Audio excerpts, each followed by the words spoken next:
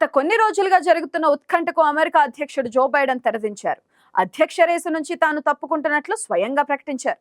వయసు రీత్యా ఆయన ఎన్నికల బరిలో నుంచి తప్పుకోవాలంటూ వస్తున్న డిమాండ్లకు ఆయన తలొగ్గారు. ఇటీవల ఎన్నికల ప్రచారంలో పాల్గొంటున్న బైడెన్ తడబడ్డంతో ఆయన పోటీపై సొంత పార్టీలో వ్యతిరేకత వ్యక్తమైంది. బైడెన్ తప్పుకోవాలంటూ పెద్ద ఎత్తున పార్టీ నేతలు డిమాండ్ చేశారు. అయితే తాను పోటీ నుంచి తప్పుకునేది లేదని గతంలో చెప్పిన బైడెన్ అనూహ్యంగా ఇప్పుడు తన నిర్ణయాన్ని మార్చుకోవడంతో డెమోక్రాట్ల కొత్త అభ్యర్థి ఎవరనే దానిపై తీవ్రంగా చర్చ జరుగుతుంది.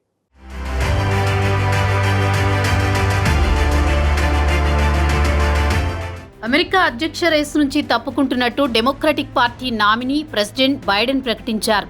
గత కొన్ని రోజులుగా సొంత పార్టీలోనే బైడెన్కు వ్యతిరేకత పెరిగింది. అంతేకాక జూన్ నెలలో జరిగిన ప్రెసిడెన్షియల్ డిబేట్లో బైడెన్ తడబడ్డారు. ట్రంప్తో జరిగిన చర్చలో బైడెన్ సరిగ్గా సమాధానాలు ఇవ్వకపోవడంతో డెమోక్రాట్లలో ఆయనపై అనుమానాలు పెరిగిపోయాయి. దీంతో ఆయన గౌరవంగా పోటీ నుంచి తప్పుకోవాలని ఒత్తిడి పెరిగింది. అయితే తాను పోటీ నుంచి తప్పుకునేదే లేదని, ట్రంప్ను తానే ఓడిస్తానంటూ గతంలో బైడెన్ తేల్చి చెప్పారు.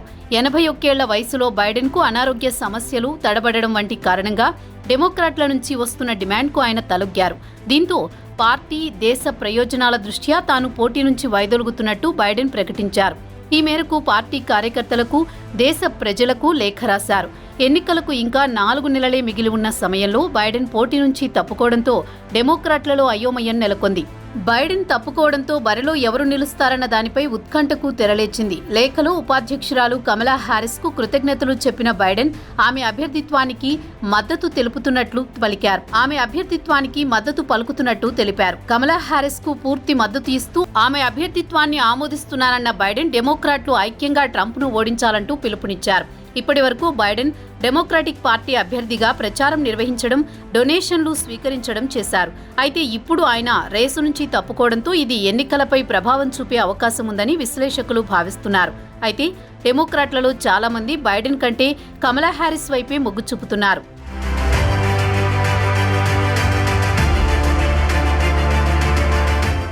ప్రస్తుతం అమెరికా ఉపాధ్యక్షురాలిగా కొనసాగుతున్న కమలా హ్యారిస్ డెమోక్రాటిక్ పార్టీ అధ్యక్ష అభ్యర్థి అయ్యే అవకాశాలు కనిపిస్తున్నాయి. ప్రస్తుత అమెరికా వ్యాప్తంగా జరుగుతున్న సర్వేల్లో ట్రంప్ను ఓడించాలంటే బైడెన్ కంటే కమలా హ్యారిస్ ఉత్తమమని చాలా మంది భావిస్తున్నారు. దీంతో ఎన్నికలకు తక్కువ సమయం ఉండడంతో డెమోక్రాటిక్ పార్టీకి మరో అభ్యర్థి దొరికే అవకాశం కూడా లేదు. అయితే కొద్ది రోజుల క్రితం మాజీ అధ్యక్షుడు ఒబామా భార్య మిషెల్లీని డెమోక్రటిక్ పార్టీ అధ్యక్ష అభ్యర్థిగా బరిలోకి దింపుతారని ప్రచారం జరిగింది.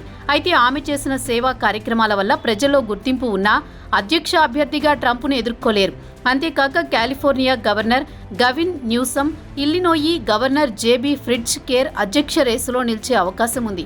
మిషిగన్ గవర్నర్ విట్మర్ పేరు తెరపైకి వచ్చినా తాను పోటీలో లేనని ఆమె ప్రకటించారు. దీంతో ఇప్పుడు డెమోక్రటిక్ అధ్యక్ష అభ్యర్థిగా కమలా హ్యారిస్ పేరు బలంగా వినిపిస్తోంది. వచ్చే నెల 19 నుంచి 22 వరకు చికాగోలో జరగనున్న డెమోక్రటిక్ పార్టీ ప్రతినిధుల సభలో అధ్యక్ష అభ్యర్థిని ఎన్నుకోనున్నారు. ప్రస్తుతం అధ్యక్ష రేసు నుంచి బైడెన్ తప్పుకోవడం, డెమోక్రటిక్ పార్టీకి అధ్యక్ష అభ్యర్థి ఇంకా ఖరారు కాకపోవడం రిపబ్లికన్ పార్టీకి పాజిటివ్గా మారింది. అసలు ఆ పార్టీకి అధ్యక్ష అభ్యర్థే లేరంటూ వారు విమర్శలు గుప్పిస్తున్నారు. ప్రస్తుతం కోవిడ్తో ఐసోలేషన్లోనే ఉన్న బైడెన్ బయట ప్రచారానికి వచ్చే అవకాశం లేదు.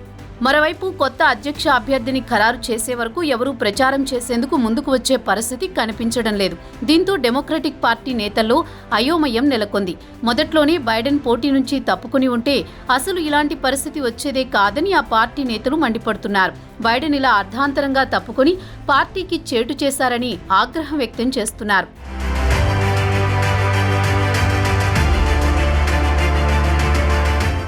రెండోసారి అధ్యక్షుడిగా బాధ్యతలు చేపట్టాలని తాను భావించినా దేశ ప్రయోజనాల కోసం వైదొలుగుతున్నానని బైడెన్ తెలిపారు. అధ్యక్షుడిగా బాధ్యతలను పూర్తి చేయడంపై దృష్టి పెడతానన్నారు. దేశ ప్రజలకు, పార్టీ కార్యకర్తలకు బైడెన్ బహిరంగ లేఖ రాశారు.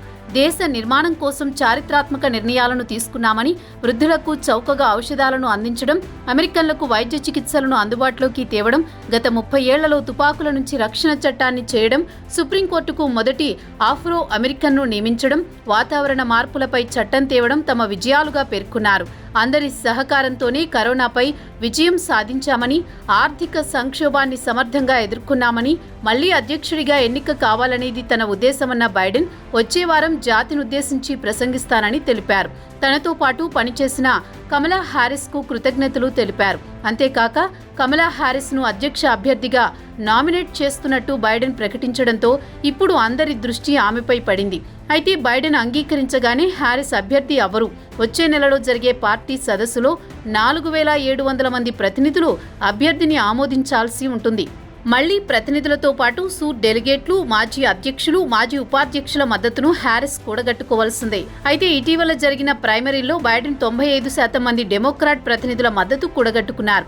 అయితే ఇప్పుడు వారంతా మరో అభ్యర్థిని ఎన్నుకోవాల్సి ఉంది. ఇక ఎన్నికల రేసు నుంచి బైడెన్ తప్పుకోవడంపై ట్రంప్ స్పందించారు. దేశంలోని చెత్త అధ్యక్షుడు బైడెన్ అన్న ట్రంప్ డెమోక్రాటిక్ అభ్యర్థి కమలా హ్యారిస్ ను తాను మరింత సులభంగా ఓడిస్తానన్నారు.